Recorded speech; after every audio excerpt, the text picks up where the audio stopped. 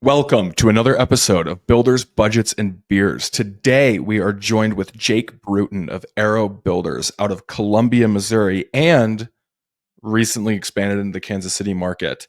For those of you that don't know Jake, he is a part of the Build Show Live with Matt Reisinger, and he is a total wealth of knowledge. This episode specifically, we were talking about what motivated him from moving to from a fixed fee model into a cost plus model.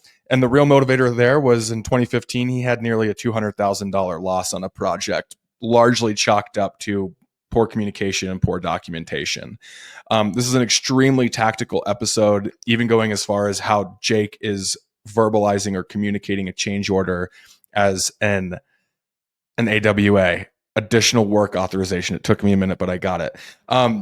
This is the type of stuff that builders need to know. And I think Jake does an incredible job at via storytelling, articulating why they made these moves. So if you want to hear more, let's go ahead and jump in and we'll get to the episode with Jake.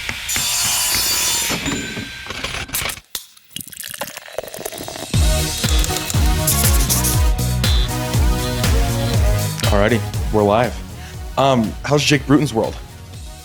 Busy. Yeah. That's why we had to reschedule this three times. You're good. Do not worry about that. I imagine you're busy with building and all the stuff you're doing at Build Show. We're stoked for Dallas. Yeah, me too. Yeah, we just committed to the underwriter package. Nice. So we'll be underwriters for your guys's session. So very cool. Okay. Yeah. Thank you. Yeah, of course, dude. Of course. We're so just even like a little background on what I'm doing now. So obviously like I was more on I was the first sales hire. I sold directly to your team when they were at JLC. I remember. Yes. And now I'm head of construction network. So really what that is us leaning into building more long tail relationships, more community. And a lot of that is investing in these ecosystems where we have like a lot of really high intent, very serious builders to obviously network and engage there, but really start to uncover like what are these big pockets of builders that are wanting these more financially sound businesses. So that's where the underwriter package made a ton of sense. Okay. So we're stoked. So financially sound sounds like a fantastic idea, doesn't it? It does. Well, and I think that's what we can talk about a little bit today. I remember when we initially talked about this at JLC, just this last, was it March? I think is when it was. Yeah. I thought you had a really compelling or really interesting perspective on tariffs at the time, right? That was like tariffs were big. I saw that you guys had done an episode on tariffs here just recently. Certainly don't want to replicate that. But I think that would be an interesting perspective to hear from you. Basically how you and the Aarow Builders team views managing a healthy business through economic uncertainty, whether it's tariffs, whether it's a drop in the market, whether it's interest rates, whether it's whatever. Yeah. So we can start there. I mean, I think first off, it is important for the listeners here to have a little bit better idea of who you are if they don't already. Obviously, you've got a fairly well-known brand, but go ahead and let the listeners know who you are and what you're about and what you guys have going over at Aarow. Yeah. So Aarow Building is a custom home building firm. We have two bases of operation. One is our original base of operations, which is Columbia, Missouri, which, if you're not familiar, is smack dab like in the middle of the state of Missouri. It is the home of the University of Missouri, the Tigers. Yes, go Tigers. My alma mater as well. There you go.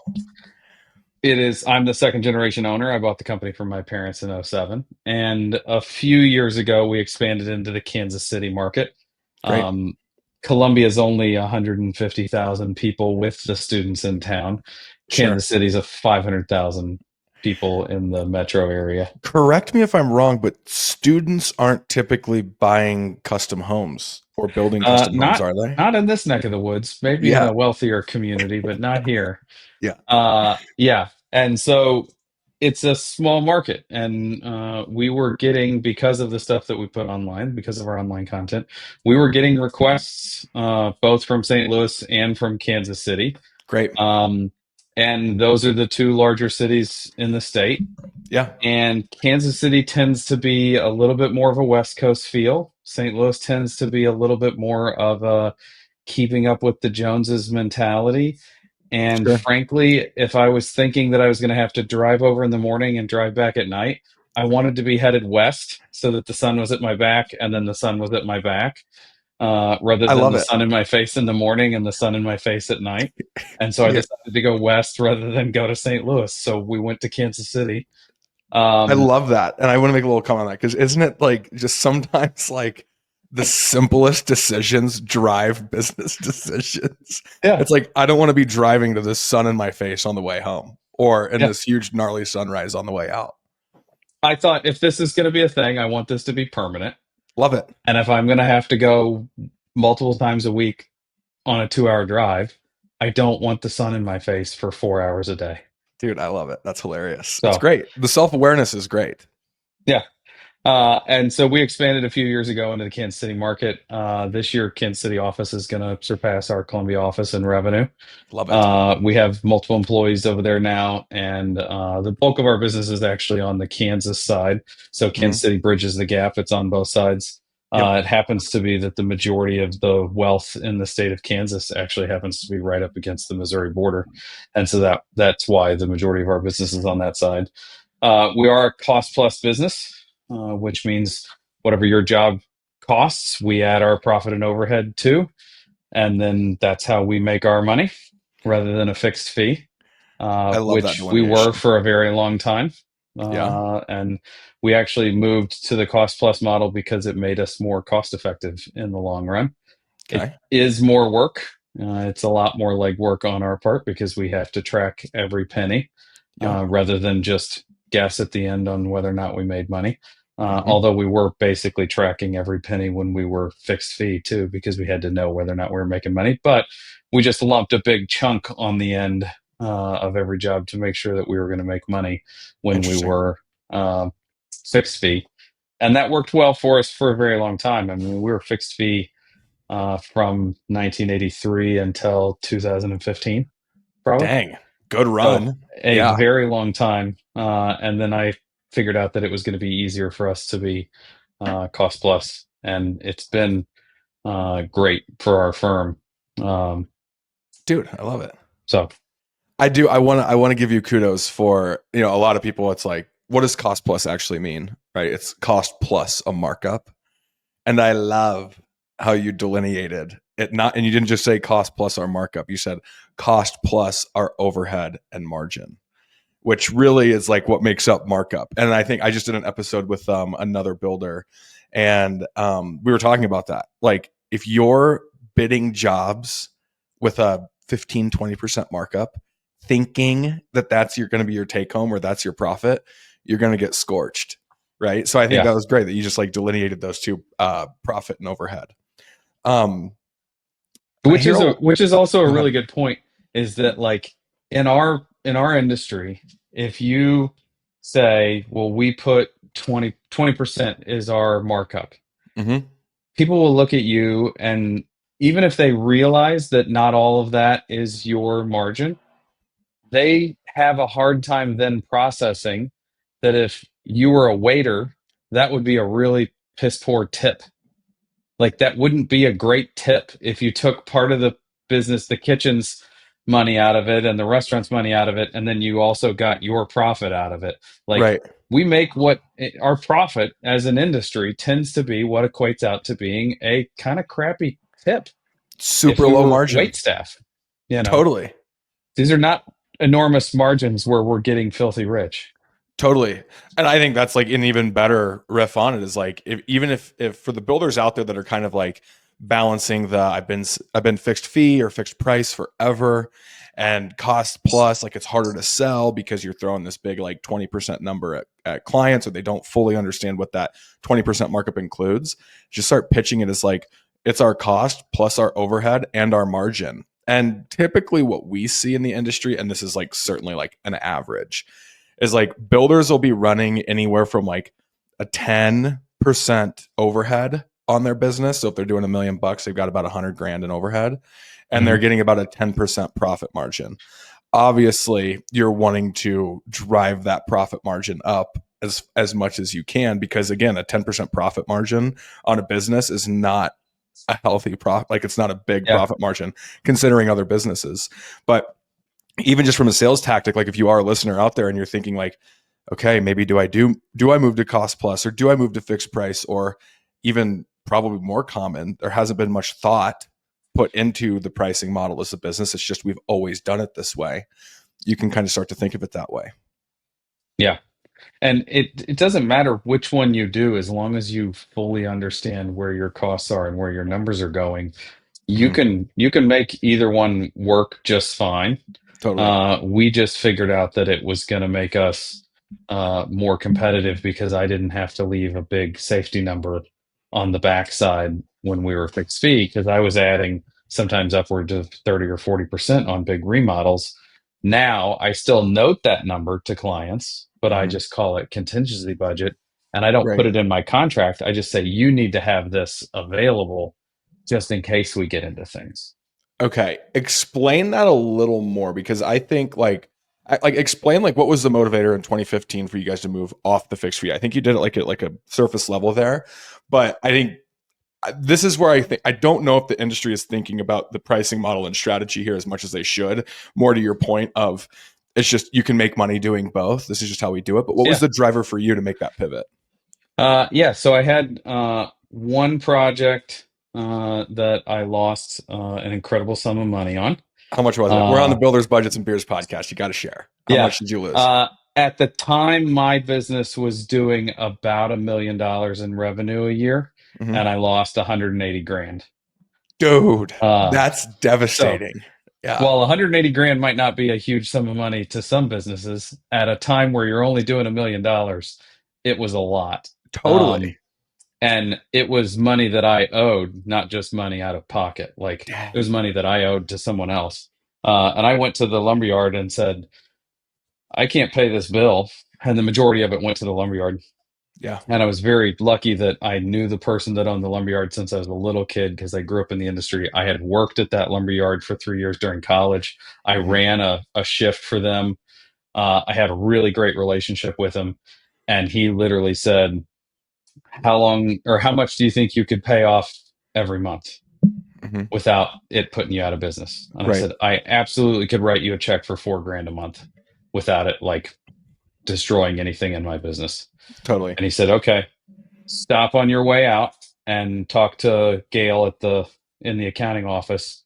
Mhm. Tell her what you just told me, and we're going to put it on a personal note between you and I at 2.5% interest. Take it off your books at the end of the day today, and I'll take it off my books. Got it. And it took me years to pay it off, you Totally. know.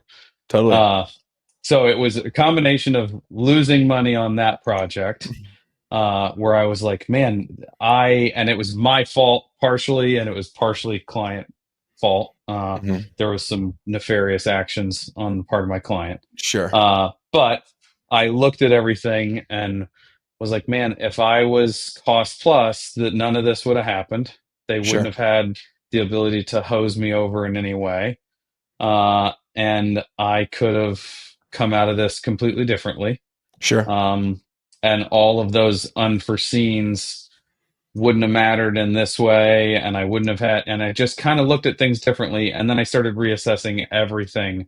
And I thought, boy, I wouldn't have to put this big chunk of money on the backside to try to stay ahead of people. Mhm. And I bid one project as a cost plus project in my mind or on paper. And then I bid it my normal way. And I just kind of sat and looked at it. And I went, this freaking $400,000 remodel is a $320,000 remodel if I don't have to do it as a fixed fee where I'm worried about stuff as much. And I Sure. still had some contingency money in it. And I went, I'm going to try it once. And I did it for $328,000 or something like that. And I was like, yeah, I missed out on that cash. But then they told me that I got the job because I was like 80 grand cheaper than the next guy. I'm like, Yeah. well, I would have been the same price as the next guy, and I might not have got the job. And so I made all that profit that I made off that job when I might not have made the money in the first place. And I was like, okay, I can be cheaper and more competitive if I don't have to build in that oh crap money. And Totally. so I was just like, I just have to figure out how to not mislead people where I'm just like, oh, I'm just overly cheap for no reason. And so Right. I immediately just started saying, like, okay, if it's a new construction, I'm going to tell people, hey, we very rarely have been, 10 or 15% over budget. Um, if you take the number that I tell you for the house and add 10% to it, we should be well within what is perfectly reasonable to build this house for you, Yeah. barring any COVID pricing or you going crazy during the process, which I don't think of that as over budget or outside of estimate. I think of that as you changing things. You moved the Totally. goalpost. That's a different conversation. Totally. Um, or me bidding it and then you waiting 3 years to build the house. We obviously have to rebid it.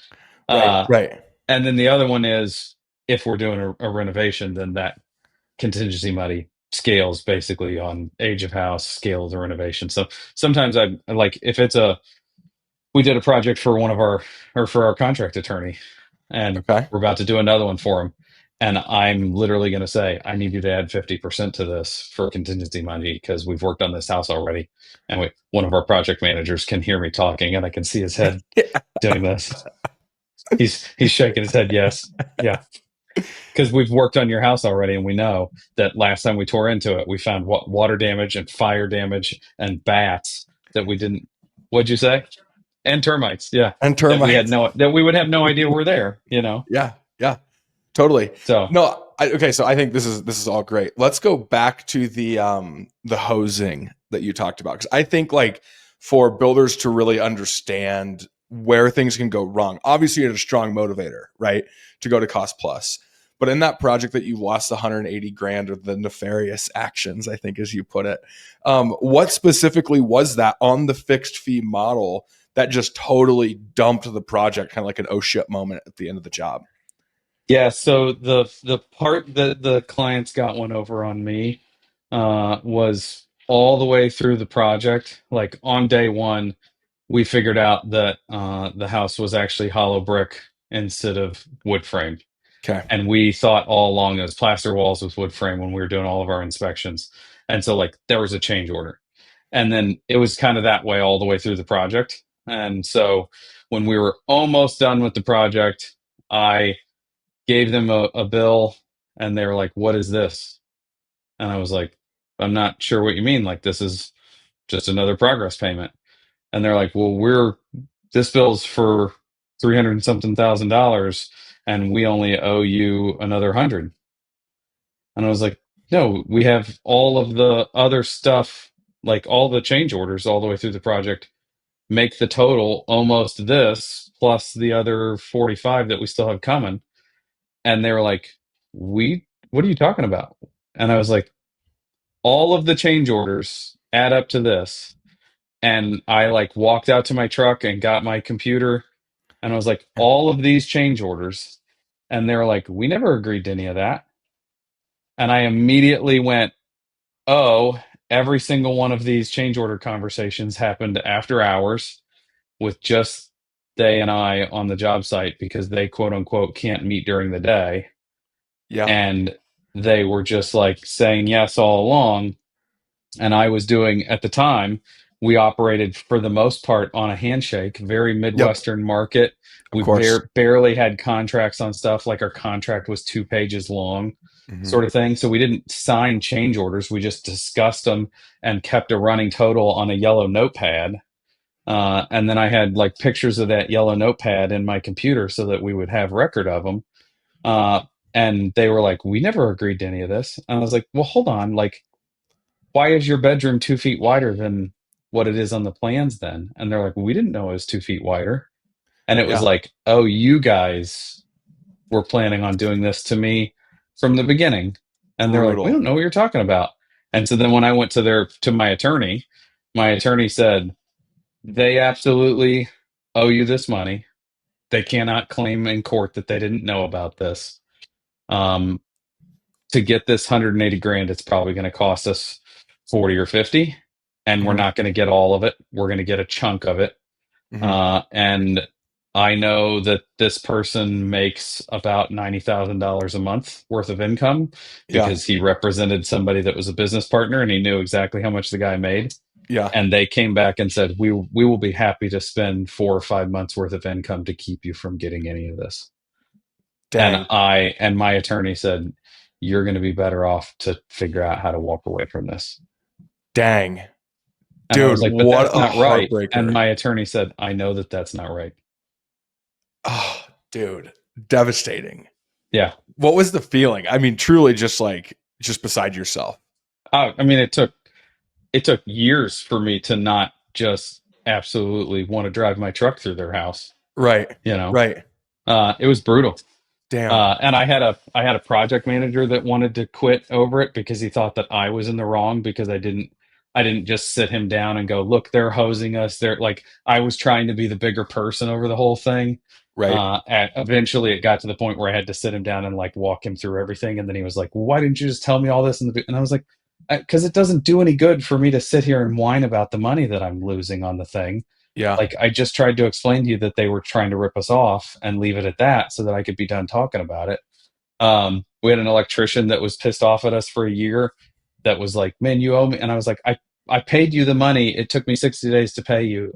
It sucks. Like, I did it as quick as Yeah. I possibly could, but I'm out 180 grand. I paid you out of my pocket. Like, I know that sucks. We made the contract together, not you and the client, but have some sympathy here that I paid you. I could have went out of business instead. Like, Totally. I tried to do everything as stand up as I possibly could, and it was a horrible, horrible, like, it was one of those things where as the business owner, like, it was hard for our marriage, it was hard for our life, it Totally. affected timeline of how our lives went, everything.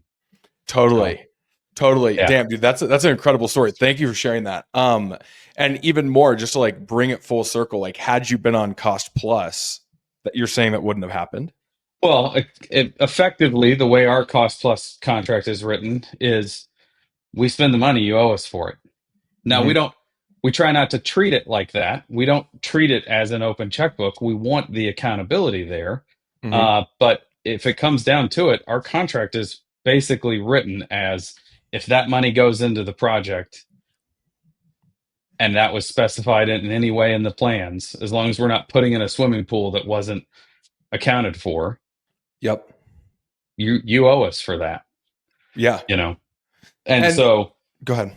we're way more diligent now with additional work authorizations. We call them an AWA now instead of change order because change order has a negative connotation. I love that. What's AWA?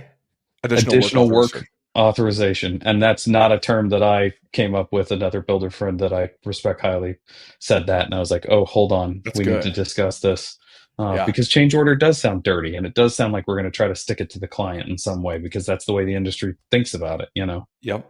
So we're way more diligent with those things now. Nobody's perfect. We still every once in a while have something go through that we're like, hold on, Mr. Project Manager, did you get this signed or not? You know, but we're way better now than we were. And things don't, we generally don't piss people off anymore. Totally. Well, and that's where like so that makes more sense in terms of like where cost plus would have mitigated that. And I imagine there's a component of like the what is it, assimilation of cost plus being open book, right? It's like the cost plus model poses a much more transparent experience for the builder and it creates a lot more alignment. Mm-hmm.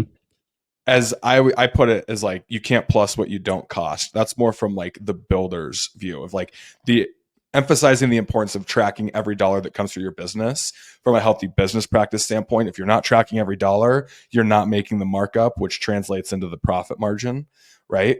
To whereas a fixed price or a fixed fee builder, that's going to be more of like a game of race to margin, right? And you'll hear a lot of fixed price builders saying like, I don't want to show my clients our books on this. I don't want to be communicating all the costs because if I, the builder, can run a more operationally efficient business and I can get material that they want in their house cheaper, then I should be able to get the upside on that with that lack of transparency.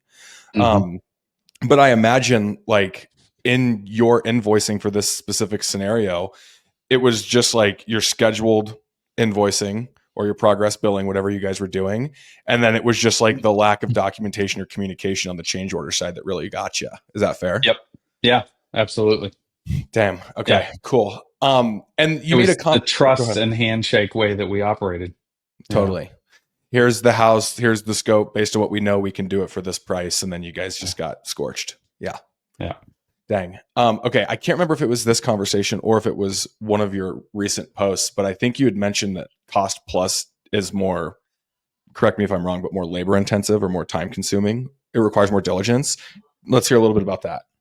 Yeah. Well, if you're, I mean, we send an invoice. Let's see. I can actually give you an exact example. Let me bring it up. It'll take me 2 seconds. Let's see. That was to this client. We sent an invoice in the last, I don't know, last week or so. That was for $158,727.76. Beautiful. So Beautiful. if you're going to go to the effort of sending for that exacting amount, that means that I have receipts that are exacting. That means that I've tracked every hour that every employee has worked to an exacting point. There are times where we're entering receipts that are $7 Yep. for 2 electrical boxes or 4 electrical boxes, where Yeah. it's like it almost costs me money to make Right. sure that I have all of that included in the invoice. Yeah. But we're tracking absolutely everything that goes into that invoice. We're processing every receipt. We're making sure that everything is accounted for, because that's the whole point of being cost plus, is that we have to have absolute accountability. We have to Totally. know all of those costs, because it's reactionary. Totally. It is, here's what we spent, so therefore you owe us. Right. Totally. Question. And Yeah, you guys use Adaptive? Are you still on we Adaptive? do. Yep, Are you we do. using our draw packages for Adaptive? We do. Yes. Okay, Yep. beautiful. I was going to say, because hopefully, there could Yes. have been like an opportunity for you guys to get with customer success and expand. Hopefully, it's not taking a super long time to do this. But No, go ahead. but if we were just on a draw schedule, it would be like, hey, we're done with rock, send them the next invoice. And it's Exactly. just an amount. Exactly. It's just, Exactly. we know that we're able to invoice for the second 2/3 when we're done with drywall. Totally. That's a totally different thing. Totally. If you think there are ways to make this process more efficient, Jake or your team, get on with Dan, get on with our product team. We'll talk Okay. about it. But on that point, I'm curious, are with you guys, again, down to the penny, right? You're invoicing the client down to the penny. Are you providing backup documentation, or do you guys choose not to do that? Yeah, so they get everything. So every Okay. client gets in that invoice, they get a cover sheet that says this is where we're at process wise. Like, this is how much you have paid so far Mm-hmm. prior to this invoice. Mm-hmm. It says this is how much you have remaining in deposit with us. Mm-hmm. It also has we create through your guys' draw software. We also number our invoices, so they know that that was invoice number 6 for that project. Great. And then the next couple pages on that one talk about where each receipt is and which one of our codes that it applies to, whether or not it's the job site conditions that includes like the dumpster and the porta pot and things like that, whether Mm-hmm. or not it has to do with foundation or excavation. We're still in foundation on this one. Mm-hmm.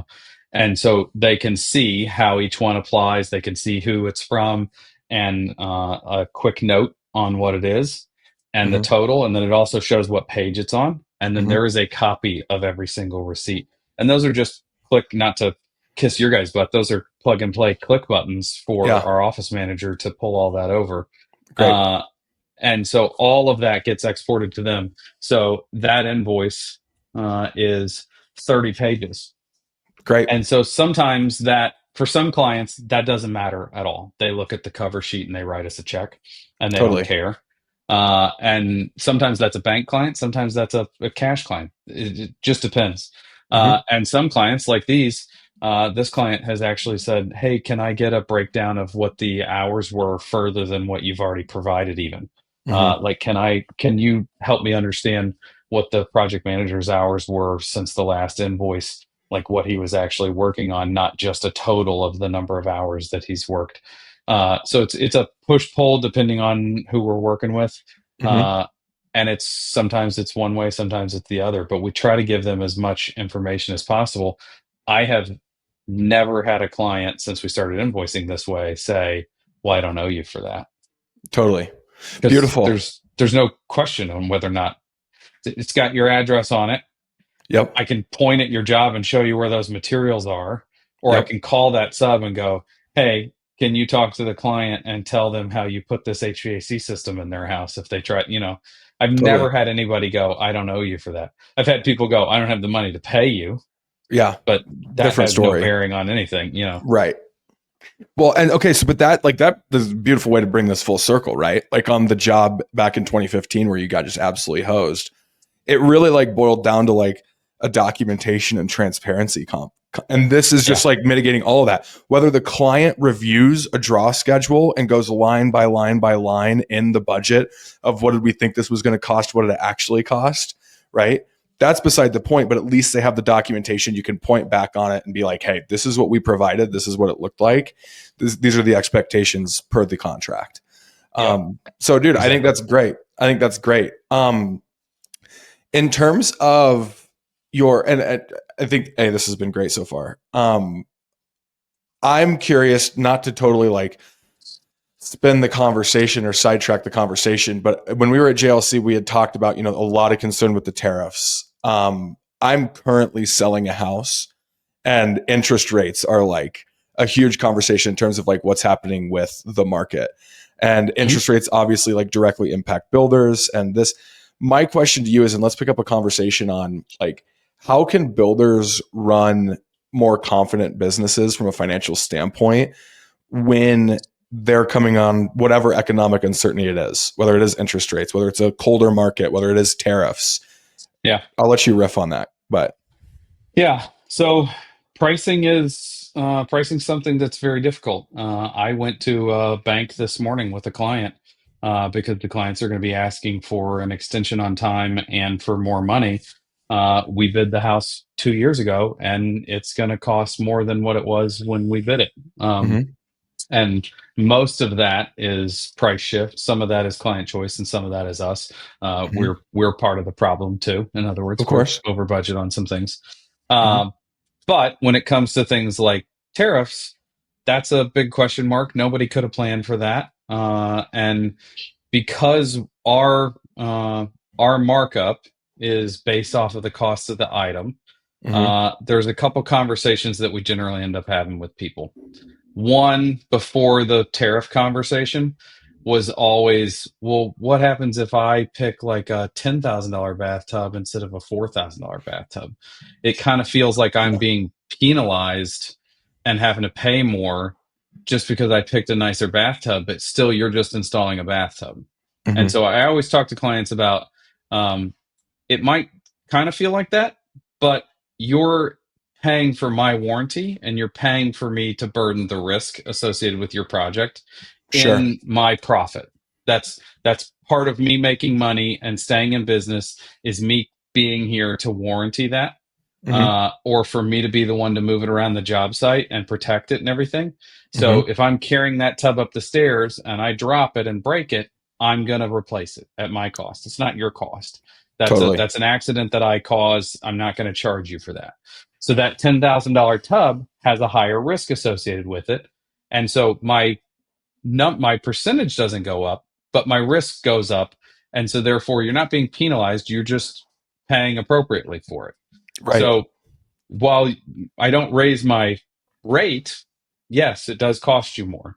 Uh, Mm-hmm, so you're not being penalized. So we talk to clients about that. Like if you pick more expensive things, my risk is higher. So therefore, yeah, it does cost you more. Period. mm-hmm, Same way as if you built a $10,000 house versus a $2 million house, I would be warranting $2 million worth of stuff versus $10,000 worth of stuff.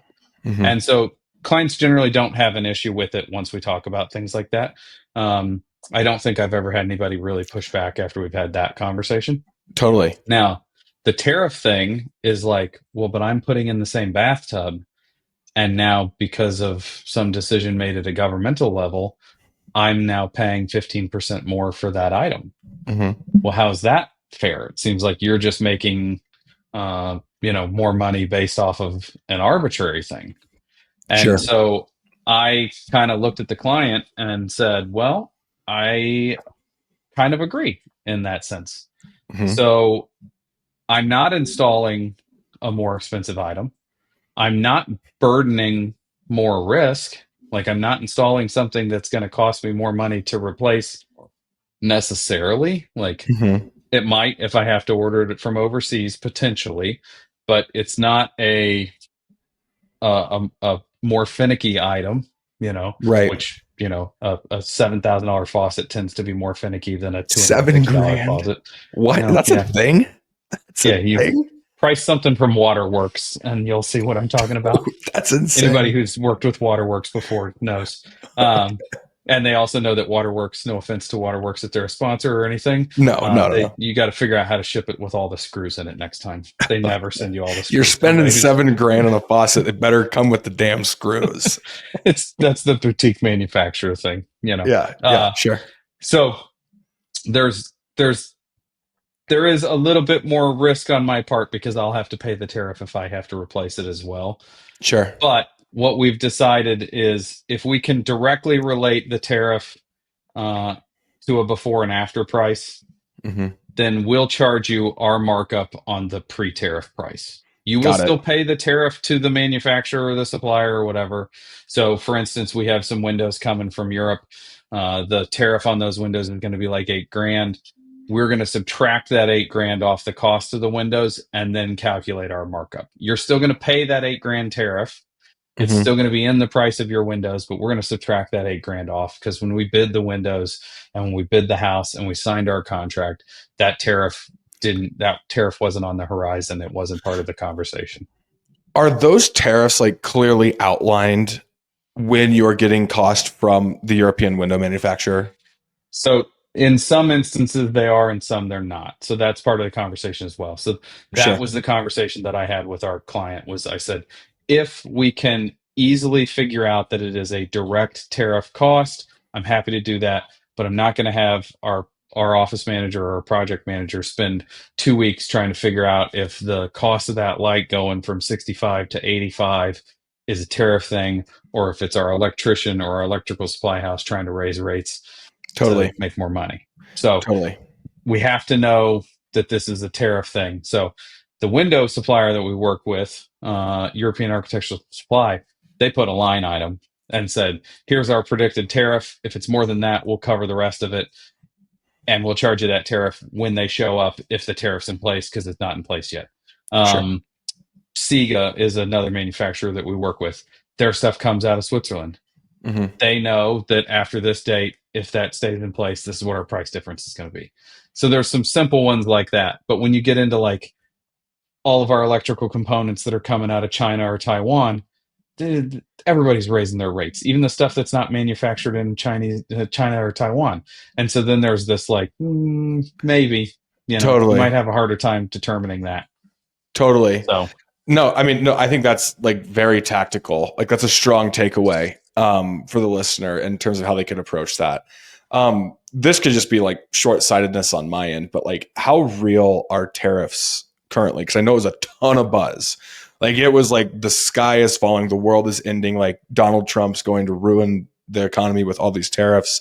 But it kind of seems like, and this could just be the media, right? Shifting like the focus of the consumer.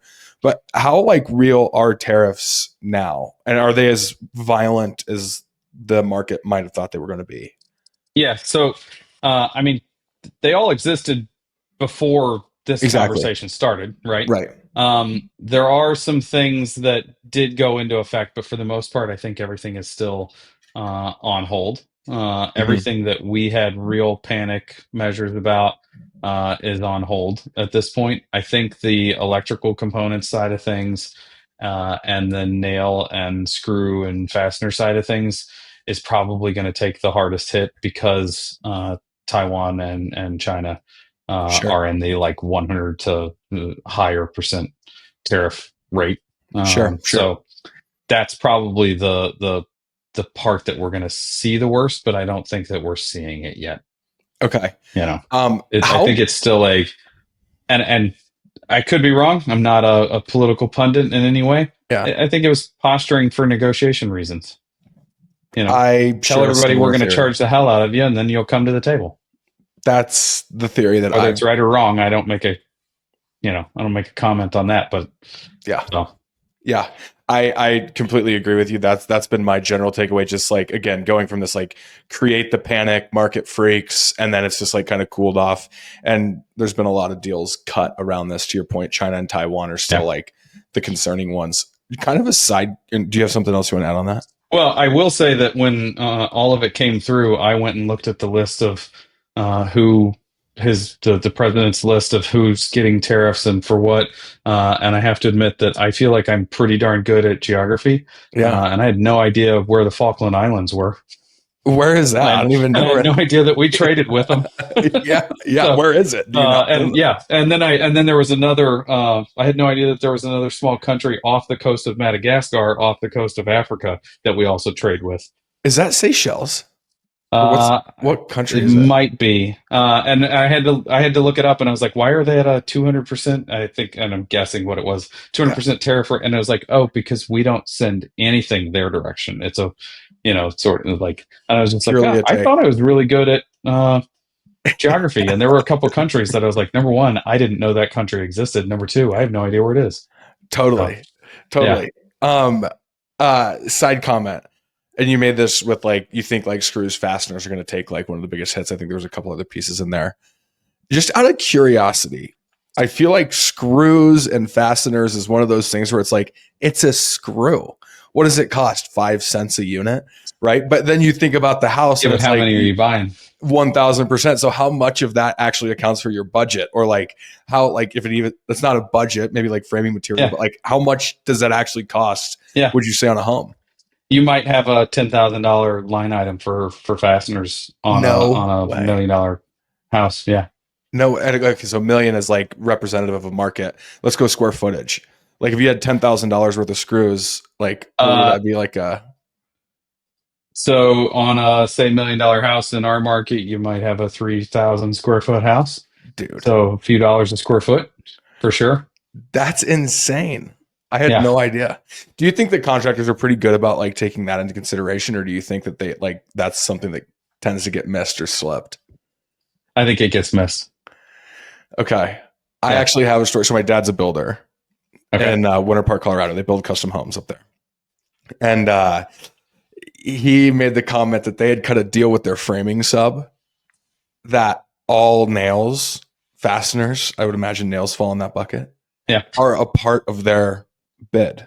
Their quote. Their quote. Yeah, exactly. And they started getting invoices for nails, and it started to get missed. And that was like, this is a part of the agreement that they were supposed to be covering in their bids. We were like, they were bucketing and budgeting for that. And then here they are paying invoices for nails and fasteners. So I think, you're probably right. Like, it's probably one of those things that it's like, it's such a, I guess physically it's a small thing, but when you're talking about numbers and budgets, it's a pretty big deal. Yeah. Well, and if you go beyond just regular run of the mill hardware store fasteners, when you start getting into things like exterior insulation and you go to something that's longer than 4 or 5 inches, if you go to say a 10-inch long screw for fastening exterior insulation, okay, well now we're $8 a fastener. And then you put 100% tariff on it. Yeah. Okay, now we're talking about really affecting the budget of a house all of a sudden. I mean, that $8 fastener was already affecting the budget of the house, and now you've increased it. So yeah. No, it could be a problem. Dude, it's crazy. Well, we're coming up on about 45 minutes here. So I'll let you get to it. Jake, I thought this was a hell of a conversation. I think there's a lot of great storytelling, a lot of great takeaways for our listeners here. I appreciate the hell out of you for jumping on the show, taking time out of your day, as busy as you are. And I'm super stoked to see you guys in Dallas. That's coming up. It's October, isn't it? It is. October 16th, 17th, and 18th, you should sign up for the VIP day on day one. We're going to have some really great stuff. Matt and I are opening the entire show with a closed door session on, like, let's have some 911 conversations. Let's talk about hardships like we just did, and let's do some problem solving as a group. So Yeah. it's going to be a really great VIP session. So Yeah, totally. I think totally. And for anyone that's here, is there? I'll get the website. I'll do a quick little read on this, guys, so that you have all the information you need to sign up not only for Build Show Live if you aren't, but also the VIP session. When I look at it from like a pricing standpoint, I think it's like you guys have aced the pricing on this. This is like a no brainer for people to show up to, as you call it, the 911 sessions, just to get real and talk to yourself, Matt. And candidly, it sounds like a big group. It's like 300 builders, isn't it? Like you get a hell of a networking opportunity. I think we've convinced most of the contributors to be in the room and spread out and join the conversation as well. Totally. I mean, I know I'll be there. We'll be there. So, there you go. But no, Jake, I appreciate it. If there's anything we can do for you, let us know. And we're getting ready to roll out a lot. Thanks for having me. Of course. Over at Adaptive, we are getting ready to roll out some pretty intense stuff in Q3. So stay up to date on your releases. If your team does need kind of a health check or a revisit, let us know. We'll get you in front of it. Okay. Awesome. The Falkland Islands are off the southeast coast of Argentina, by the way. Southeast coast of Argentina. Far south, South America. Southeast. Okay. And Argentina or I'm thinking of Chile. Chile is the long country, right? Yeah. Argentina and Chile kind of run parallel. So it's on the southeast side of. I'll pull up a map. I appreciate you, Jake. I'll let you get to it, dude. Have a great week. You too, man. Thanks.